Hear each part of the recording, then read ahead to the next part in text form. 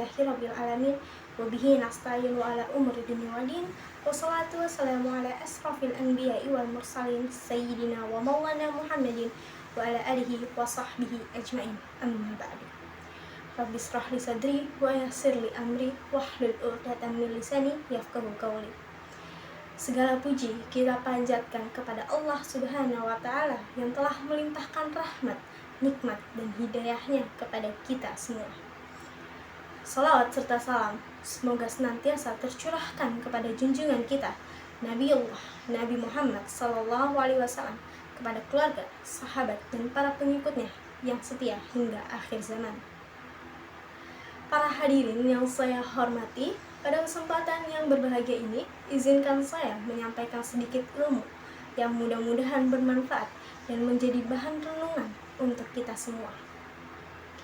Semoga Allah membuka hati dan pikiran kita agar lebih mendekatkan diri kepadanya dan menambah keimanan dalam hati kita. Dengan penuh kerendahan hati, saya ingin mengajak para hadirin semua untuk merenungkan tema yang insya Allah akan saya bahas hari ini. Dengan tema mustahil hidup tanpa masalah. Tidak ada satu orang pun di dunia ini yang menyukai masalah. Kita semua sama. Kita membenci masalah dan mati-matian menghindari diri dari masalah. Herannya, masalah selalu saja datang tanpa permisi. Lantas mengapa kehidupan ini selalu dipenuhi oleh masalah? Bukankah Allah Maha Penyayang kepada hamba-hambanya? Tetapi mengapa kehidupan kita terus dirundungi oleh masalah? Pasti pertanyaan-pertanyaan itu sempat terlintas dalam benak hadirin semua. Allah adalah pencipta kita. Oleh karena itu, Allah pun memiliki hak atas hidup kita. Hak Allah adalah kewajiban bagi kita para hamba-hambanya, yaitu menyembah dan beriman kepada Allah, satu-satunya Tuhan semesta alam. Namanya ujian, soalnya pasti sulit. Karena itu, mustahil berharap hidup berjalan dengan mudah tanpa masalah. Selama kita hidup, masalah akan terus menyapa. Namun jika kita jangan khawatir, karena setiap masalah yang datang pasti telah disesuaikan dengan level kualitas diri kita. Lalu kenapa sampai ada orang-orang yang berputus asa ketika mendapat masalah, sampai menyerah, dan bahkan sampai ada yang melakukan bunuh diri? Sifat berputus asa dan mudah menyerah adalah sesungguhnya bukan sifat orang yang beriman.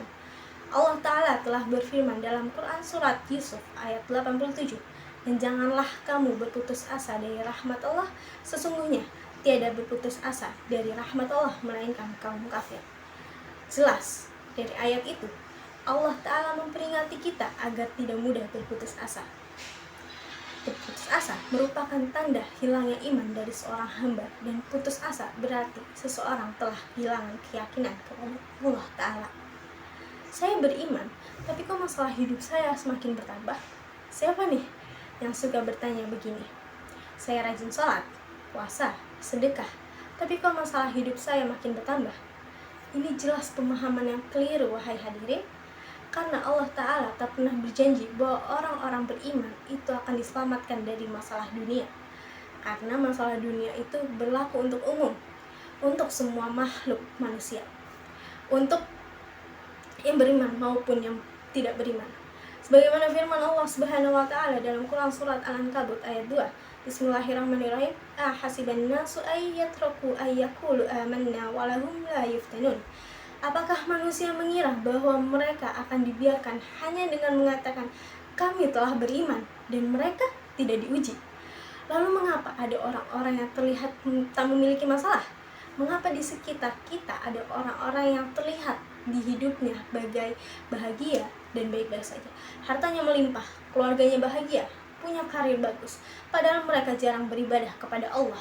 Malahan ada juga di antara mereka yang rajin melakukan kemaksiatan, namun hidupnya justru terlihat lebih bahagia. Berhati-hatilah wahai hadirin, jangan sampai kita tertipu dengan keadaan orang-orang seperti itu dan merasa iri dengannya.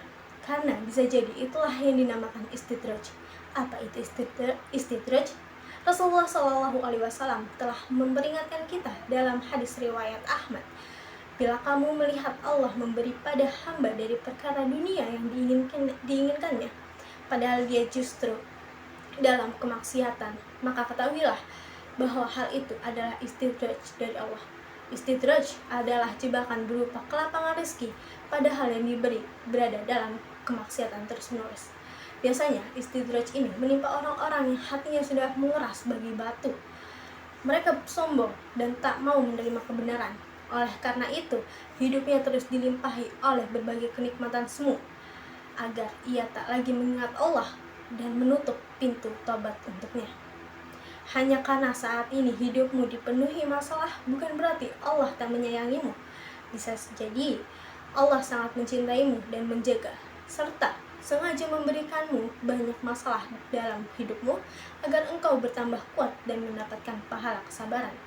Bersyukurlah atas setiap masalah yang kita dapatkan, karena pada dasarnya mustahil hidup tanpa masalah. Para hadirin yang saya hormati, demikian yang bisa saya sampaikan pada kesempatan kali ini. Semoga apa yang kita bahas menjadi ilmu yang bermanfaat dan dapat kita amalkan dalam sehari-hari. Marilah kita selalu berusaha memperbaiki diri, mendekatkan diri kepada Allah, dan menjalankan ajarannya dengan sebaik-baiknya. Jika ada kebenaran dalam apa yang saya sampaikan, itu datangnya dari Allah Subhanahu wa Ta'ala, dan jika ada kesalahan, itu datangnya dari saya pribadi. Saya mohon maaf sebesar-besarnya. Sebelum menutup, mari sama-sama berdoa kepada Allah. Semoga kita diberikan kekuatan untuk terus istiqamah dalam iman dan ketaatan padanya. Akhirul kalam, wassalamualaikum warahmatullahi wabarakatuh.